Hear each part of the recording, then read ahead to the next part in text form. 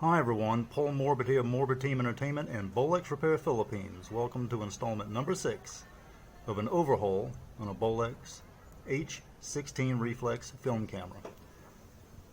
So the problem I have is with the viewfinder. More importantly, with the 4 screws at the top of the viewfinder.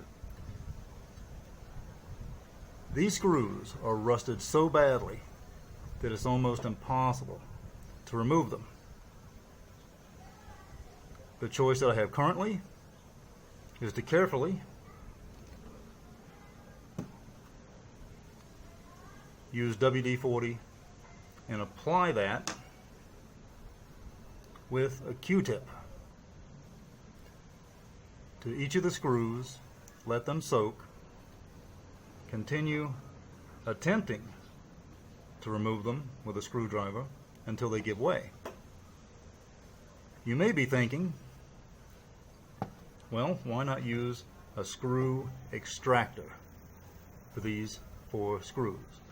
Not possible, and the reason is these screws are too small and an extractor will not work.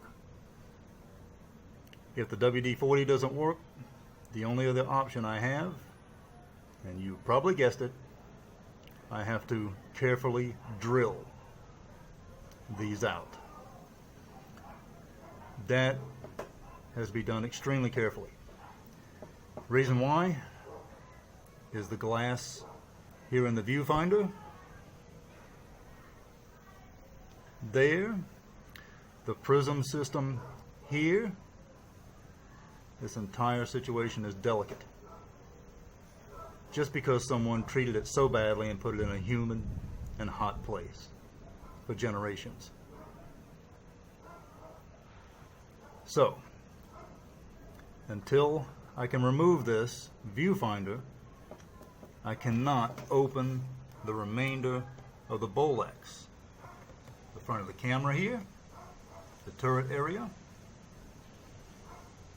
things like that. So we're at a standstill. And again, you ever get this type of work, you ever want to revive one of these cameras like this is what you got to look forward to. It's just a slow process. But when it pays off, it pays off. So as you can see right here on these 2 screws on the viewfinder, I've already removed some of the paint out of the way, leaving no stone unturned. And then I just keep applying as long as I can the WD-40 with a Q-tip right there. And it has to be done with caution. And because again, until I get this removed, this viewfinder, then nothing else can be removed essentially. Also, with this viewfinder, some tips on this are: you can't tap on this thing with a screwdriver, you can't tap on it with a hammer for the screws right here or anything. It's very delicate. Again, the glass and the eyepiece, the prism system here is extremely fragile. Once you unscrew this, then you get the other screws on the bottom here, and this thing lifts right out. Also, what I've done, this screw here, I was able to finally loosen after just about over a week. So that's good news. That'll have to be removed right there. And then we just have 2 more essentially. And that will allow us to remove the chassis here out of the way, but that viewfinder has to be removed, definitely, or anything is a no-go. And let's talk about some tools.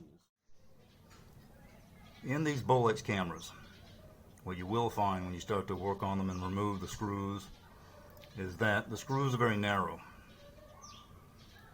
And you'll actually have to just get yourself your own special tools, because what you will have to do is you'll have to take some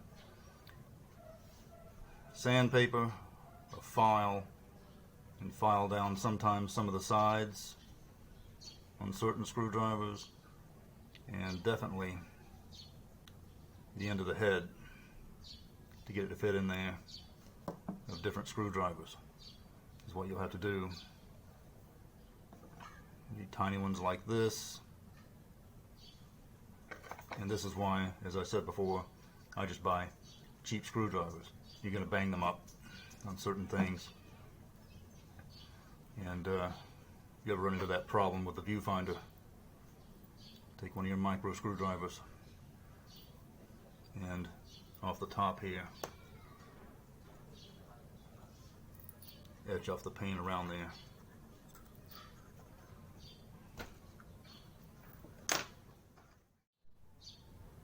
And just to make myself clear about the WD-40, again, listen to my previous videos.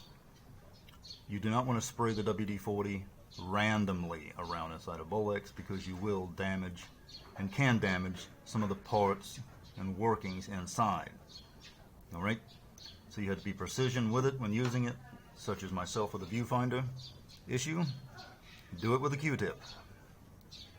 Spray it on the Q-tip first, away from the Bolex, and then apply it to the sections that need it. Alright? Again, you have to be very careful with this type of thing. And a tip on buying Bolex cameras online from eBay or other online services, make sure that you request from the seller they can test the camera. Send them a link of mine in one of my videos, and so they can test it, see how to do it, and ask them to record using their cell phone a detailed video for you, and with this door off.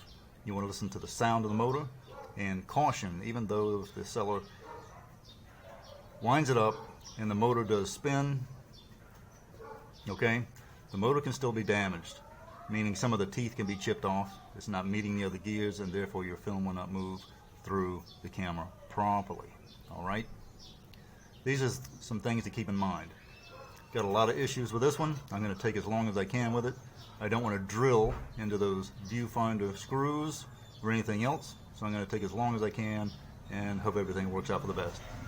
Paul Morbid of Morbid Team Entertainment and Bolex Repair Philippines. Until next episode, see ya!